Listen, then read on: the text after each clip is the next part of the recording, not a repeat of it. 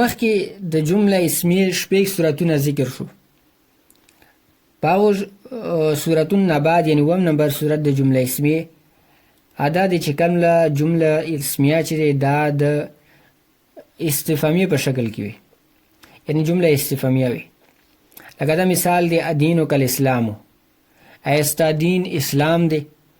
اوس دا جمله اسمیه دی او استفهامیه هم دی، او دې ترکیب اوس څنګه کوي؟ ادینو کا په دې کې حمزه استفهام دی، ادینو کا په دې کې د حمزه چې کومه د حمزه استفهام دی یا حرف استفهام دی څه ہوتا ہے. او دینو مضاف دی، کاب ضمیر مجرور متصل د مضاف الیه د لپاره جوړیږي.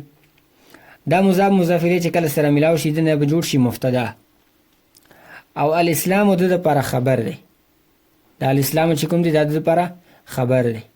مبتدا خبر چې کله سره ملاو شي دینه به جمله اسمیه انشائیه استفهامیه جوړ شي. نو دا شو د دوله اووم نمبر صورت د جمله اسمیه. همدا مثال چې زید قاعد یا چې دا مثال هل انت تلمیذ دا تقریبا همدغه شان دي، دواړه ترکیبونه چې د بره جملې په شان کېږي.